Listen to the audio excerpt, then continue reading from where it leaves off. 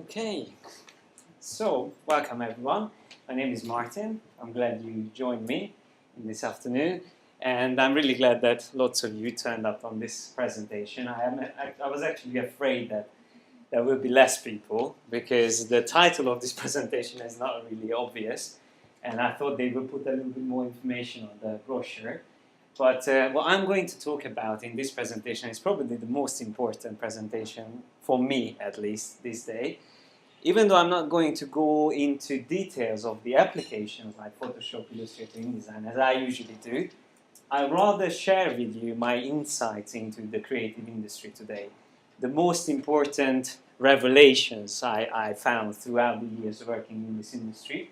And I'm sure most of you also work in the industry, so probably you have also lots of insights yourself. But it's always good to talk about these things. And because I have been teaching for many years, I also meet so many people. I work as a freelance designer. I work in full house. I'm working in-house as an in-house designer as well. And I met so many designers and I met so many people learning about these applications throughout the years. So I really have a good understanding, and I work abroad in different countries. So I would like to share as much as I can in 1 hour. So the things that I'm going to mainly focus on, first of all, is how to be inspired, which is essential for us designers. But I will also talk about things if you are not into design yet, but you are planning to get into the creative industry. So things like, what do you need to become a designer? What are the essential skills and just attributes or way of thinking that you need as a designer? Equipment, whether it's better to do freelancing or full-time, being full-time employed, where to work, what type of work environment is the best, and then other things like trending things like crowdsourcing design, which is very interesting and it's good to know about, and how to share your work, how to make your portfolio stand out, what kind of certification is good in the industry, and even what type of CVs are the best to have as a designer.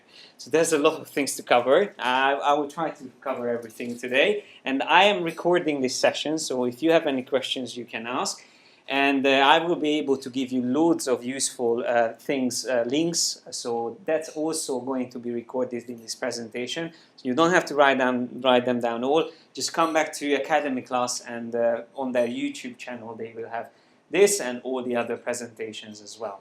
I'm being recorded at the moment as well, but feel free to ask questions while I'm doing the presentation, so I don't mind have it more interactive.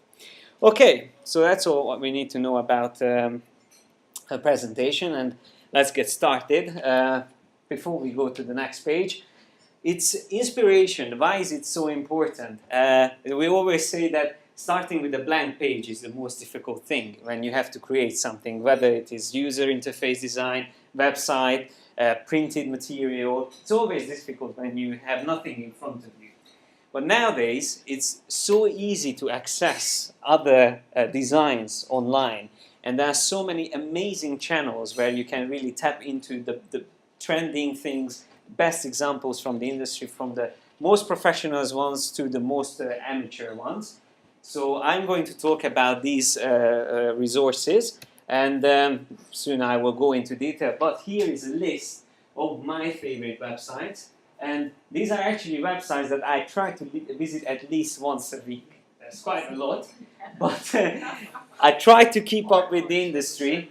And you see, the main inspiration comes from here, and that's my favorite example is Facebook, the biggest time waster. I am on Facebook as well, but I mainly use it for my educational work because I have a fan base. My name, or I use as my brand is Yes, I'm a Designer. That's my blog, and I have a Facebook fan page. If you want, you can find me, and I always share the stuff that I find online. And you can ask questions straight from me as well there. But this is what I really spend my time on instead of spending time or wasting time on Facebook. So inspiration, there's loads of websites here.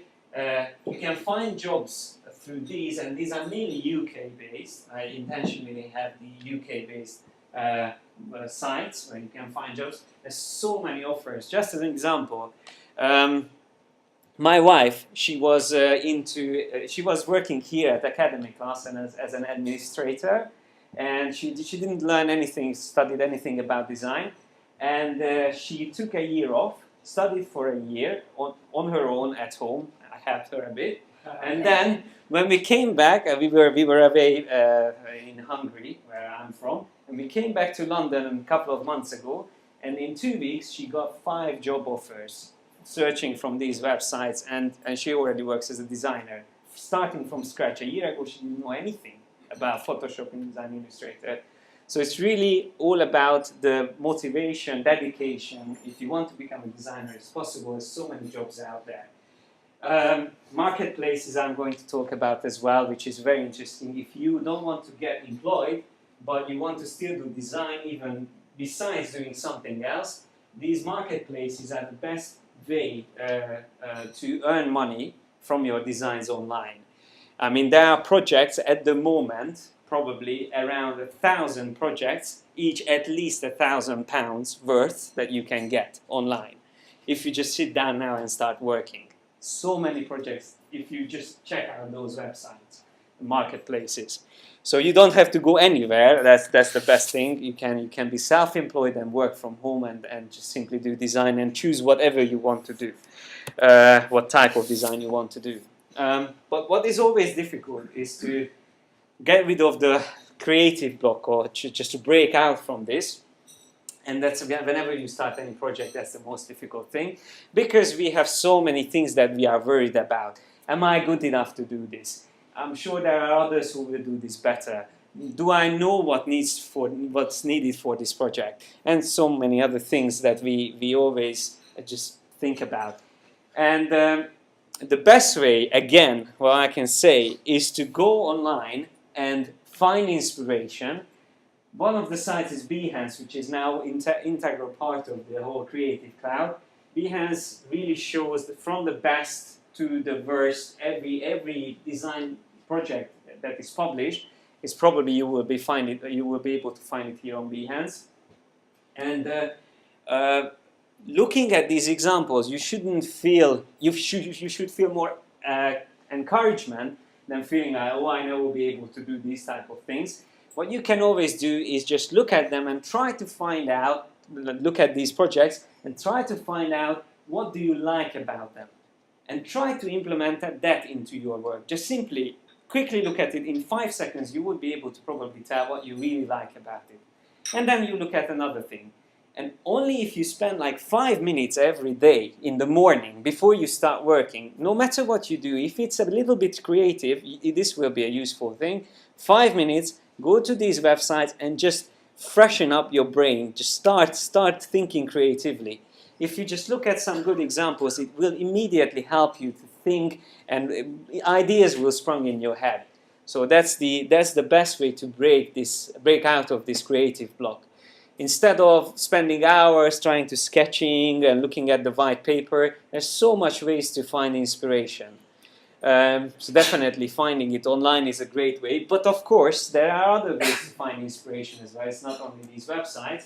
There are great magazines. What I really love about the UK is there's so many amazing magazines. I'm not saying that you should buy all the time and subscribe to them, but definitely you can find loads of them. And what shows that the creative industry is booming, if you go into any of the shops, magazine shops, at least one whole aisle is all about photography and design, creative stuff.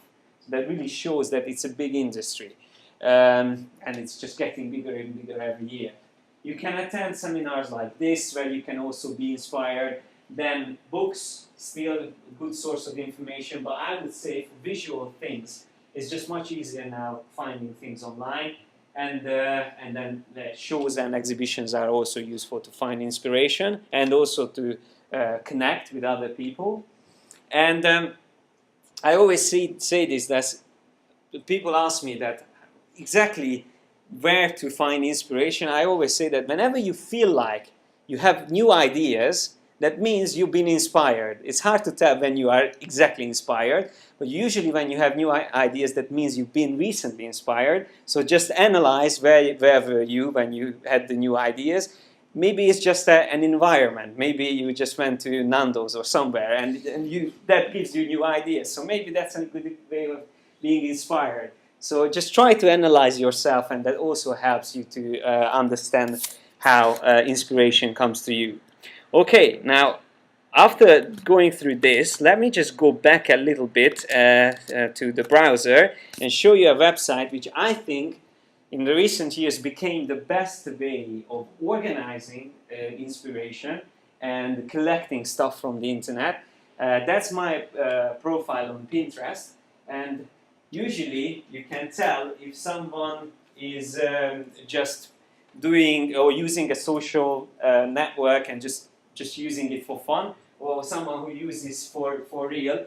That's the amount of people I'm following, and that's my followers on Pinterest. And that's not because I advertise myself, it's because I really organize stuff in a way that's useful for other designers. So what I do is I look for great examples, not through Pinterest, but on the internet, through those websites, and just pin images, and those are all collected onto my boards. So for example, logo design, whenever I have to design logos, this is the first place where I come to, because this is where I collect all the stuff that inspires me. So things like how the Behance app icon was designed, and there's a whole, it's like an article, but it's an image, which shows the whole design process. The first initial sketches, then to the creative inspiration where it came from, then the other version, and then all the way down to color sketches, and then the final version and how it looks on the iPad. So things like this I like to look back at, and it really gives me inspiration. And then of course amazing examples of logo design where you have the golf club plus the Spartan head together. These are the things I really like to keep, and even though I've seen them before, I never know when they might come again useful. I might forget them, or if I have a new project, it just doesn't come to my mind. But it's always good to just scroll through these things that I liked, and then there will be always something new that I see in them. So for a new project, there will be new things needed that maybe I haven't done before, and then I might see something here, oh, actually I can use this for this project, or I can do something similar. And I always say that copying is not a problem, because I mean in the design or creative industry, using something, elements of a design, and put it in yours, or mixing things together, even like if I would use the design of this and I would mix it with the colors of this, and obviously the shape would be a little bit different, that's already a new design. You can't say it's copied from this, it's inspired by these designs. Okay. Of course, there's copyright issues if you go too close to designs, but you should feel free to learn from other designers and be inspired from their work. So Pinterest, as you can see, is great because you will see loads of stuff next to each other, and it's just really just coming to your head, the ideas when you look at these. Okay, so that's a great way, I think probably the best place to come for inspiration.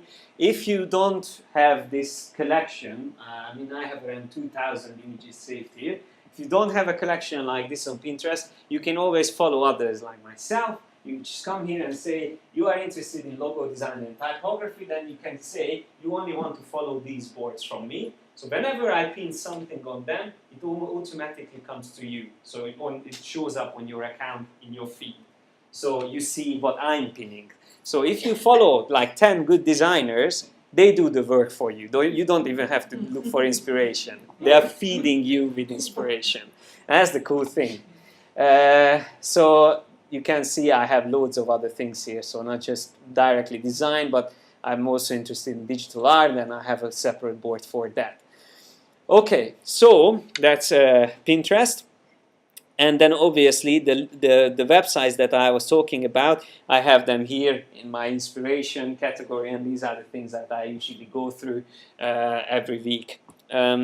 Okay, but that's the links that I have. I actually have a PDF which I'm going to share with you guys, again through Academy class.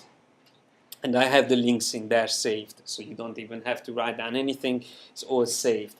Okay, let me go to the next topic.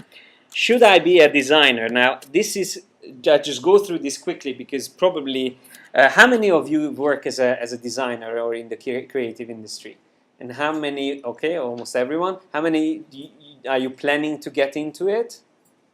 Okay, so just quickly, it's even if you are already a designer, I just really like to talk about this because it's good to think about why you are doing what you are doing. And I think what really drives me, and most of the designers are really good designers I'm friends with, is creativity and passion. That's the two most important things. So I always say that it's being a designer is not only about choosing fancy colors and fonts, but it's hard work. So and it's not enough to say that you have to be talented. Well, again, I'm really against saying this, and if someone is very talented, someone is not. None of us started being amazing in these applications. I mean, I've had to study for years, spending hours learning these things, and it's really that dedication and passion that can get you really, really far in any fields. And what I really find useful to think about is there's a whole theory about this, is that as a designer you have to be able to switch between these two modes. Your brain is also divided into the creative and the productive or very organized side.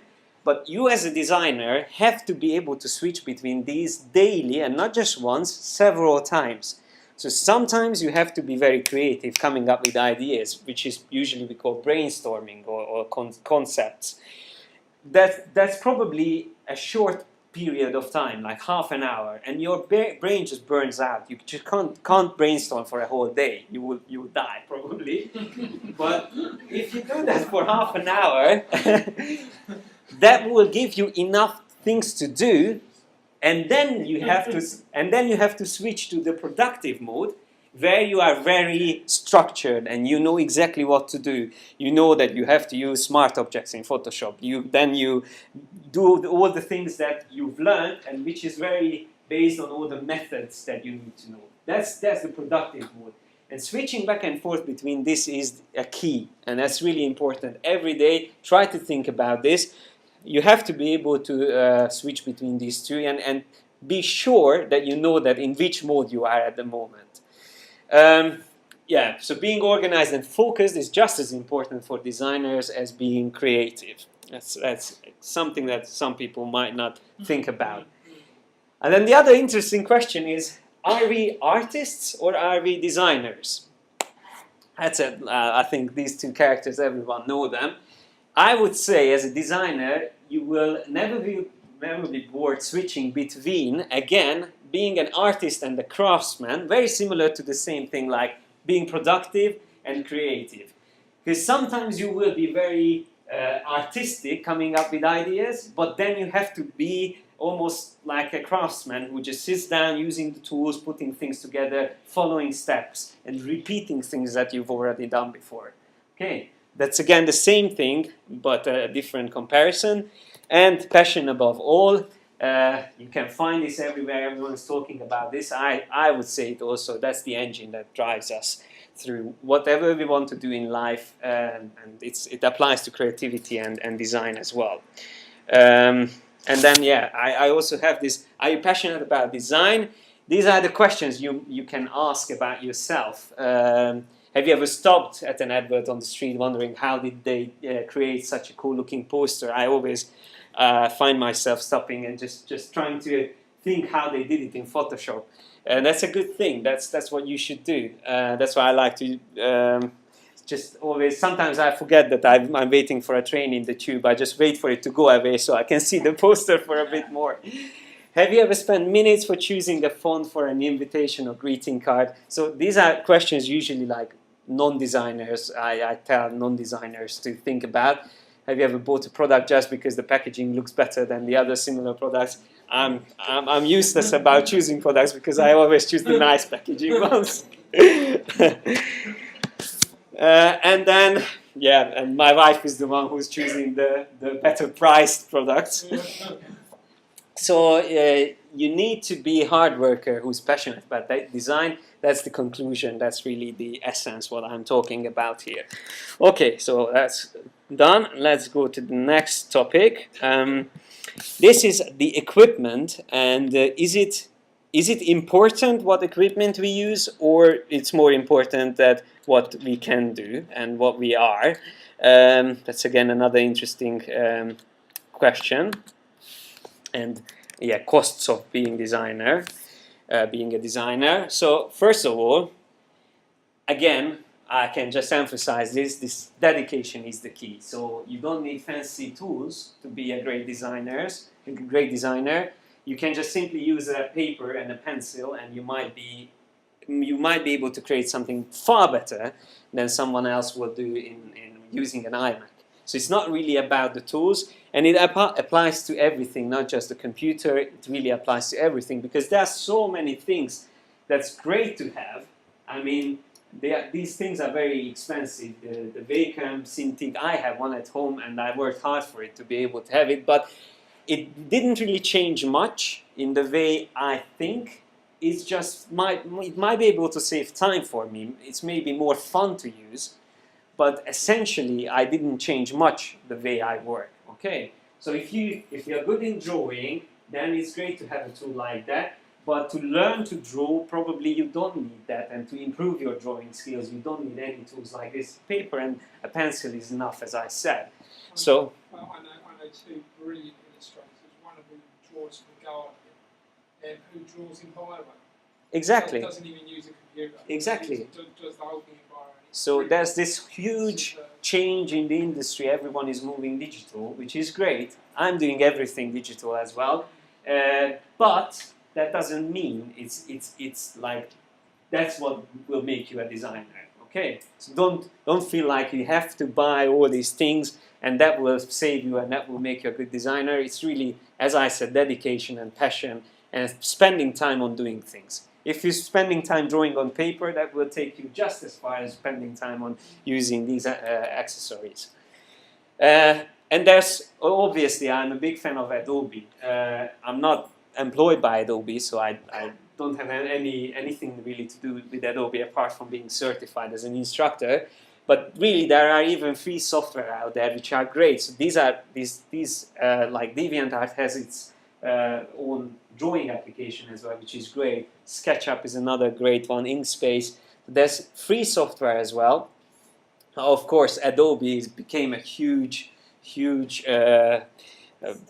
like a big collection of everything related to creativity, and now they have the Creative Cloud, which is great. I had to subscribe to it because it's just really the only way to keep up with the industry. But I'm happy because they are doing a really good job. And just to mention, if you go to this link, if anyone you know that doesn't have Creative Cloud or any Adobe applications, they have the CS2, the whole CS2 package for free available. You can download it. That's just interesting to know. And CS2 is not that bad. I mean, it's still good. Obviously not the latest one, but if you look at it, I intentionally have Photoshop CS2 here. It doesn't look that much different. They already had smart objects in CS2, adjustment layers.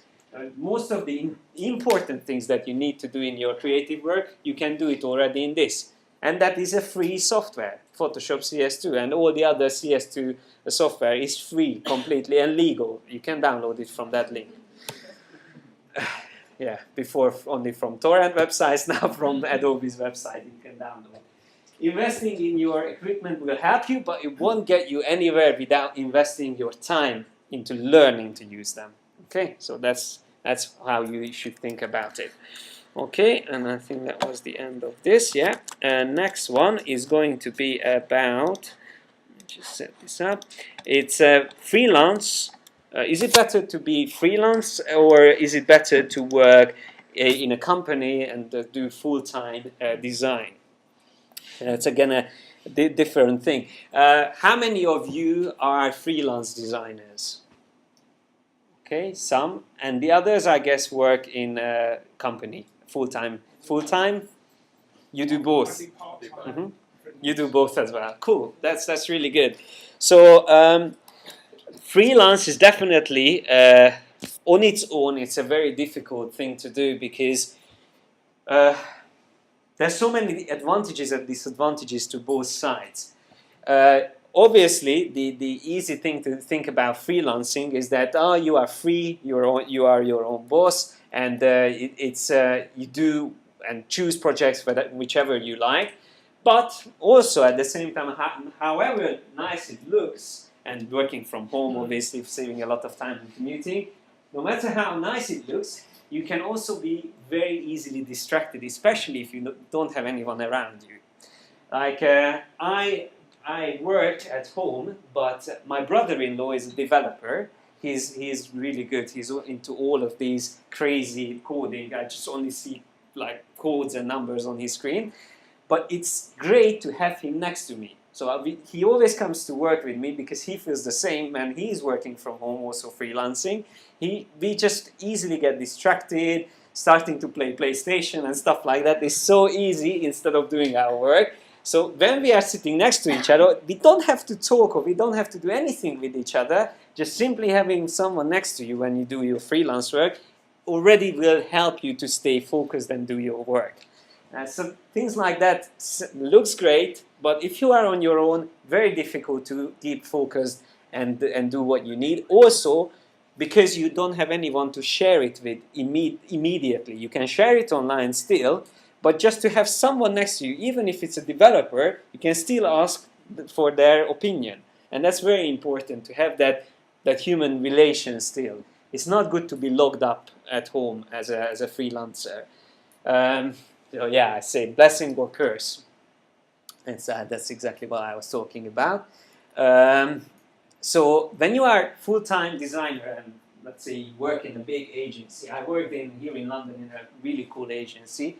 I did licensing design for like big titles like Cars, Toy Story, Batman, and we did all the designs that ended up on all products wherever these things were used. So I designed if you see any products with Cars or Toy Story, they will come out now. I did it 2 years ago. That's how ahead the branding and licensing design is. So always 2 years ahead. So the things I did in 2011 will come out now. Yeah, it was very similar to the place. And the thing is about working in an environment like this is that you will get so much inspiration from the other people around you. But of course, it will be also sometimes very difficult to work on projects that you might not want to work on, or it's not really up your street. And also sometimes you might find it difficult to work with some people. But essentially, it's something that you must do as a designer at least once in your life. You have to be in a team where you can really see other designers working, have a creative director, and if this is something that you feel is better for you, then stay with it. And then forget freelancing, or maybe just as some of you do, on the side you can still do freelancing. So the big advantage here is obviously having that inspiring environment around yourself. And yeah, you can meet other like-minded people and be part of the buzz of a creative environment. Okay, and then it continues, this topic continues. Yes. So you can pick and choose the jobs that you do freelance and do the stuff that you're really passionate about without think, God, I've got to do this advert. Exactly. I can't pay the bills. Exactly. That's also a thing like a friend of mine was really into games and concept art, and he's an amazing artist. And he ended up working in concept art, creating the sketches and original concepts for games. And he did it for like 2-3 years, and then he stopped it because he said he started to hate games because he had to spend so much time on creating these ideas that he was bored of it. So doing it full time, and his job was really hectic. He had to stay in very late, go in weekends, and like every day he had to draw like 10 paintings with these quick paintings, and he really got fed up with it. So a good thing to think about is what you really love, you shouldn't do as a profession. You should do something similar to it. So design is good because it's very broad. So yeah, I was talking about this working from home.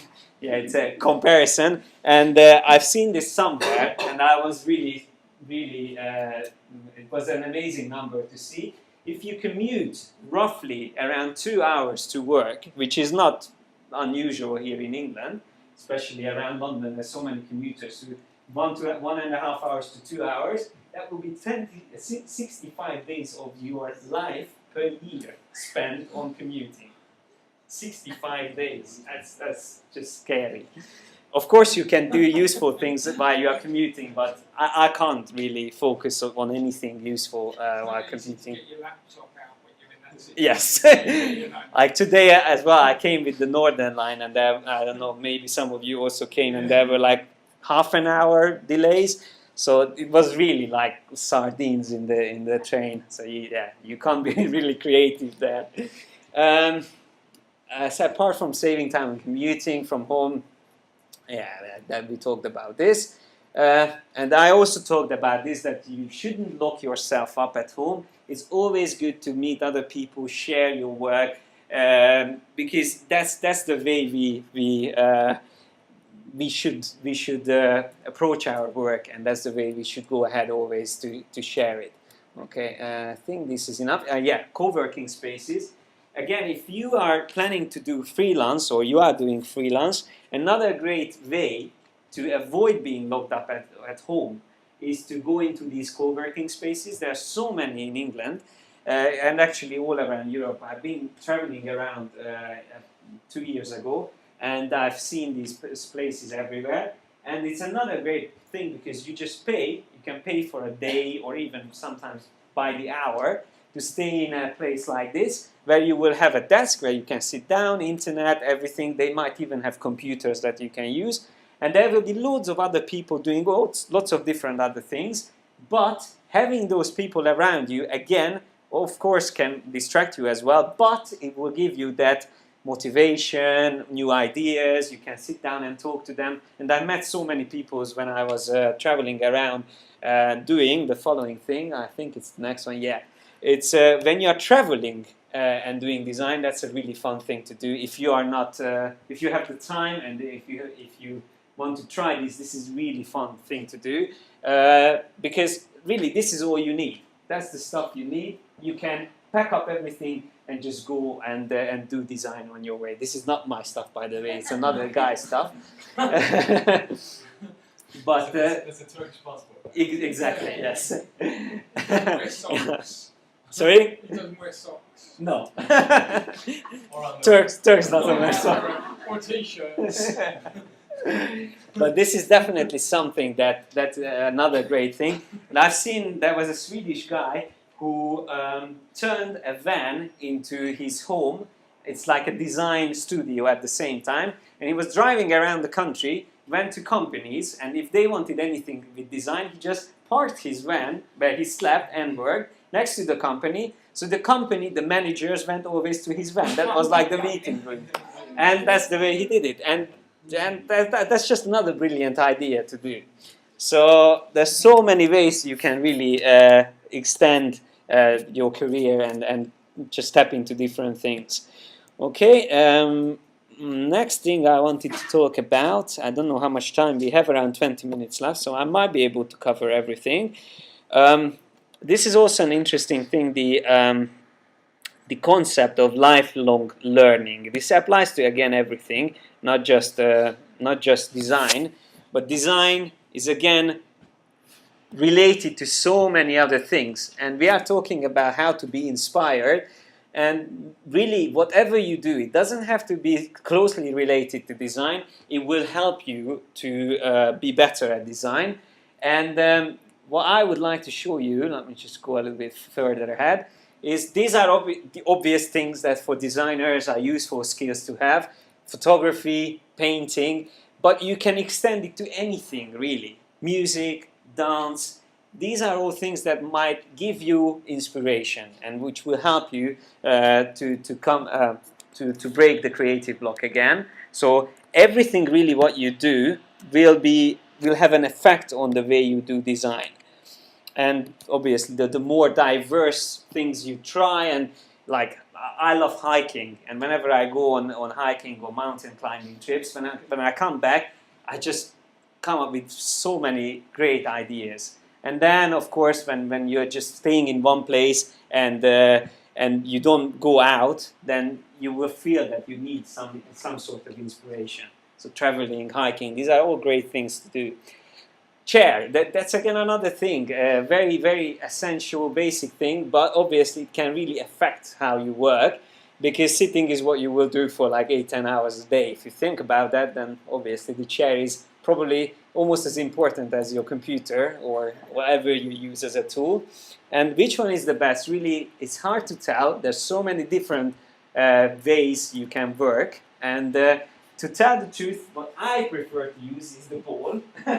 I'm sitting on a ball like that, but it's best to switch between them. So it's the best to change your posture as many times as you can every day. That will give you the best results with your spine. I mean, healthiest if you change your posture. It means changing your chair is a good thing to do. And you can see that this is going to be an example. I use the chair like that, and I use the ball like that. That's me working in a design studio. And I was switching between these two desks. This chair is not visible, but it was there. And usually I switch it between, like every half an hour probably, I would switch between them two. Okay, so the ball is actually, everyone's laughing usually about it, but it's really good because it always keeps you moving and very straight back. You can't slouch on a ball, so that's very good for the back. Okay, that's about how to sit. Then desk is also another very important thing which you should consider. Even if you are at work, you should still think about whether the whole layout of your workplace is good. Is it helping you or not? And let me just open this up. It's definitely an essential part of the workspace. And these are the things I would always consider if I have a new desk. It has to be deep enough, because if you sit too close to your screen, that's definitely not healthy. Also, make sure that your computer screen is not above or higher, so you have to look up. It should be a bit lower and like 15 degrees down. That's the way you should look at the screen. So even if it's straight in front of you, that's not healthy, because there's still some strain in the neck. The neck should be like something like that. That's the healthy one, the healthy way. And at least have a meter from the screen. So if you sit too close, especially with big screens, it's very bad for your eyes. So make sure that you have deep space enough. These small, sometimes tables are very small. Those are the most unhealthy desks to sit and work with. Adjustable height is a plus if you have the table that you can adjust the height. Like IKEA has really good tables, which deep enough you can adjust the height. It has to be stable. Also, it's obvious. I hate when there's shelves around my legs. I need to have space, so I like to keep stuff away from below the desk. And neutral color is also good, so it won't distract you. And then these are a couple of just examples of the shape of the desk can be very different depending on what you prefer. Very like straight ones or these corner desk ones, they can all work. But that's a huge desk. Again, won't make you to become a better designer, but it's not good to have a small space because then you just don't have enough space to work. Obviously, keep your desk tidy is again a basic thing. And inspiration and decoration should be on your walls and shelves and not on your desk. That's a good example. I've worked with designers who had all these little toys on the table, the post notes on the screen, and it's just a mess. Even when I had to go there to look at his work, I was looking at the toys, and it was just too much. Here there's a lot of inspiration, but it's a little bit more further in the background, so it's not a messy desk, but still has a lot of stuff on the walls, which is fine. So this is like a good example how to organize it. Okay, let me go to the next one, and that is the desktop. Just quickly to show you the desktop as well. Desktop is the same as the desk. Make sure you keep it tidy. And the way your desktop looks like tells a lot about you. That applies to the desk and the whole working environment as well. Using nice fancy wallpapers are great, but I think it's something better to avoid because it just again makes clutter on your computer, and it's better to have something very simple, neutral as a background, and definitely not having something like this. I mean, this is not the wallpaper. This is just a mess on the desktop. I can't imagine how someone can work like that. And also, it's important to have a presentable desktop. I had so many times that someone wanted to show me something, and what they had on the desktop is just not, it's very private or something like that. That's also make sure that you don't keep things like that on your desktop. Okay. The other thing I wanted to talk about is some essential skills as a designer. And there's so many things that you need to know about as a designer, but essentially you can probably put it into like 10 most important things that you need to know, and that can be applied to anything. And that's again something I have collected, and I'm doing tutorials and courses about these things. It's one of them is composition and layout. That's a very, very basic thing that we need for everything, and the elements of design that we use for everything that we design. So when you break it down to something simple as this, and you think about it, this is really whatever you design, these are the things that you use. And these are the building blocks of all your designs.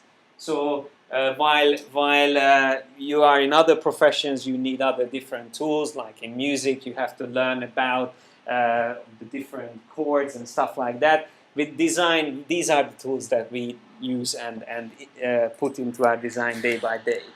Okay, it's just a quick about composition.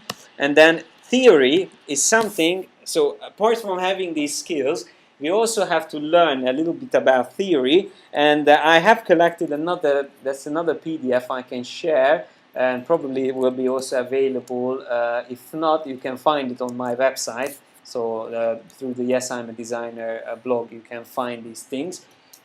These are the terms that you have to get familiar with, and I keep adding to it as well. So this is the digital image theory mainly, but also things about design that you have to know.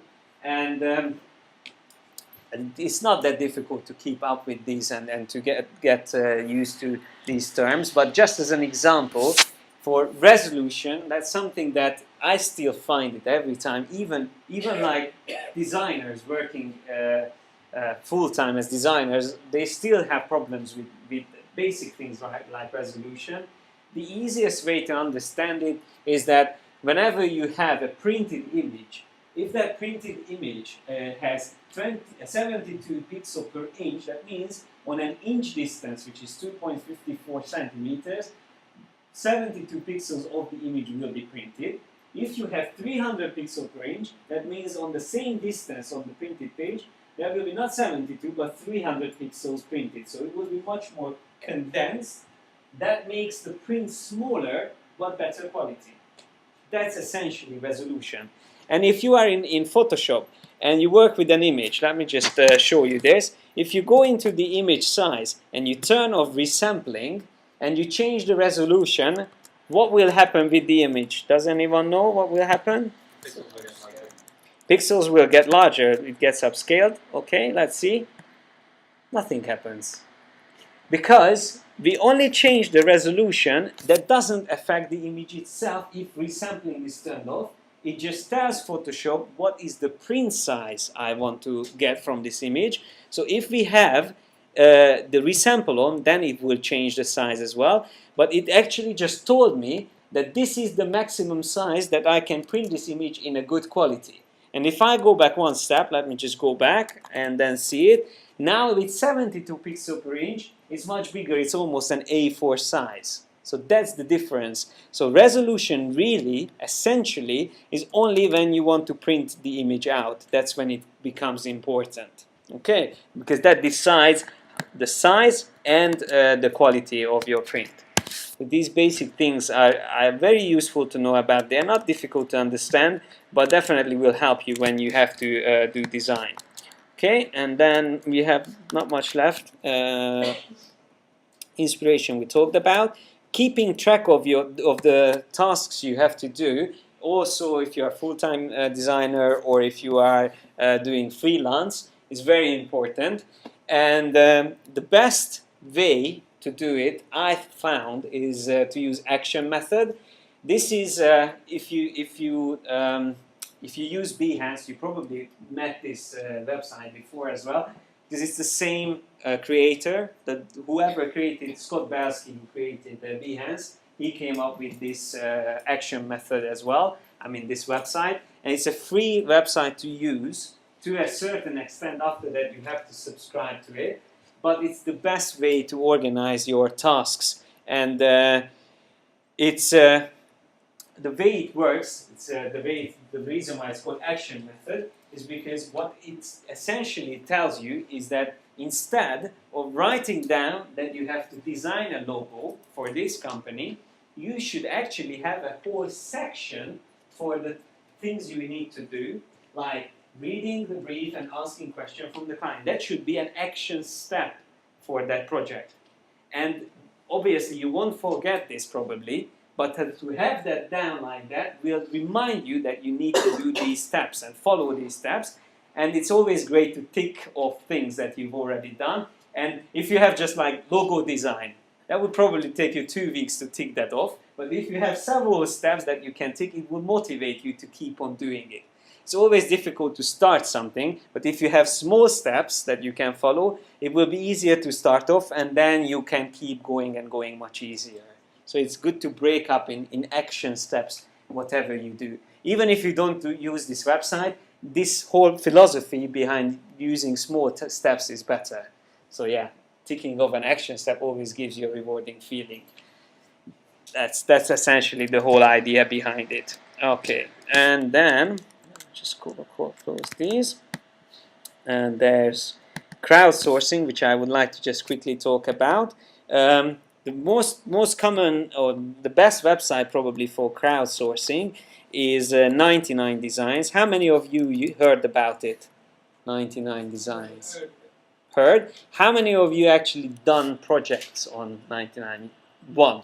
That's still good. It's how did you find 99 Design? It was good up until a point. Up to till a point. I made about $500 on it. Okay. And then I was pitching for one that was about 1,000. Uh-huh. Because of the comment system, the client can comment on your design, but everyone reads it. As soon as he did that, everybody copied my design. Yes. And then someone won it, which was basically clone. Yes, yes. There is definitely a disadvantage in doing these crowdsourcing things, and that's exactly what can happen, that people start copying your stuff. But essentially, if you don't know what's crowdsourcing, it's basically clients come here and say, I will pay $500 for a logo or something like that, and gives the brief. And whoever wants can start pitching for that, and then the client can choose from all those designers from around the world the best, choose the winner for the project. And this is a great way to start, and as you said, it to a certain extent. I wouldn't do this every day, but for anyone who wants to improve or maybe get into a specific type of design, you can visit these categories, and here you can find these are the categories, there's projects. So if you want to get into any of these areas, this is probably the best place to start, because here you can find projects, live projects that you can get paid for. And if you start working on these projects, it's usually a week, I think, the whole project from starting to the final choosing of the winner. Once you get into these, you will see loads of other designers and see what kind of ideas they come up with, how they present it, and how they turn over when the client comes and say some feedback. So there's a heck of a lot of exploitation on sites. And that's the other downside. There's a heck of a lot of clients who post projects which then never ever happen. Mm. But they've got a whole load of designers to basically do the work for free, which they can then print out, give to another designer, and get them to Just execute. copy it, yeah. Yeah, exactly. And I really think there should be a warning put on these, because there's a lot, especially young designers who Yes. are trying to cut their teeth, who are maybe less established, who Yes. work hard and get completely and utterly exploited by clients on these. I completely agree with you. And I wanted to say this as well as a warning, that this is not something you should do as a living, doing crowdsourcing. Because it's a very risky thing. There's so many disadvantages we mentioned already, but there's the huge advantage of practicing. If you want to learn and study and improve your skills, I think this is a great place to come to, because you get a brief, you see other designers working on it as well, and there's a slight chance that you might get paid, but that's not why you should do it. Whenever I've done work for sites like this, one of the things, and I can't emphasise this to young designers enough, you need to get smart about copyright and understand how intellectual property works. I'm quite happy to pitch on design, but right on the bottom of the design it puts my copyright on the bottom. And until they pay me, they can't use it. If they use it, I'll have them, basically. And so that stops clients exploiting you, getting you to do the work for free, and then stealing your design. It's very true. Very true. You can't get smart enough about intellectual property. Yes, it is very true. What I find as an advantage is definitely the seeing other designers, and without going anywhere, you can be part of a project. So almost the way I think of it is not about getting the money; it's about getting the ideas. I mean, being inspired and learn from the others. It's always good to learn from others through projects that you. If you do the same thing and others do the same thing, it's very different than looking at Behance and just random projects. If it's the same thing that like 100 designers do, then you can always pick up bad habits from others as well, which you should avoid, and really good ideas. And then you can, if just seeing those examples, you can come up with great ideas as well. So again, I rather would say it's again just an inspiration, maybe way of learning, but not really for making a living from. So I just wanted to quickly mention that. And then I think that's roughly it. Portfolio sharing, these I don't really want to get into. Certification is again something that is not a must. Adobe has a certification system. If you haven't heard about it, it's again something that in the industry is not a must, so you don't need it.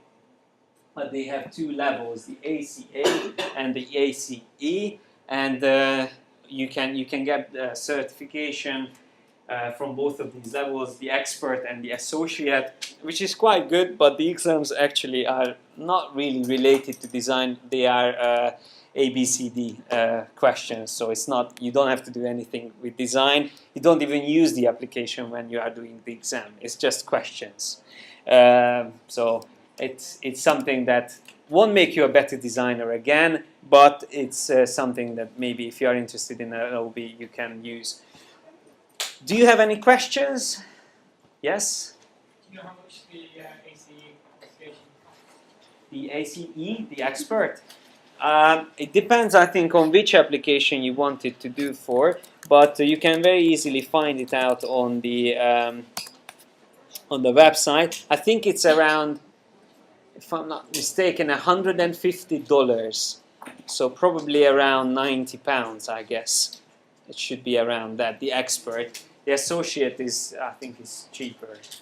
I'm not sure about the current prices on it. Yes? So if you're starting out, and there's so many different areas, different types of categories that you could try and think, okay, I might be good at management, but I might be good at typography, and you think that you have English, there might be your strengths. But is it expected that you have to do everything? Like you have to be able to do like concept art as well as doing typography? Yes. Not really. Thank you. Not really. It's better to, in the beginning at least, concentrate on what you think you would like to do, and then extend your knowledge. Because if you try to learn everything from digital publishing to web design, user interface design, print design, you won't be able to cope because there's just too much to learn. It's good to focus on one area, and then once you are good at that, then you can add to that area and learn a bit more about this, learn a bit more about that. And thanks to the Adobe applications, it's quite easy to switch between areas. Like if you learn print design in InDesign, the same tools now you can use almost exactly the same things for creating an app for the App Store. So once you have a good foundation in something, then you can very easily extend and try out different things. But try to identify what's your strongest area that you really would like to get into, and then build on that throughout the years. What Adobe piece would you think would be best? Is it InDesign? Yes, InDesign. If you are good in typography, I think start in InDesign and go. No, I'd say Illustrator.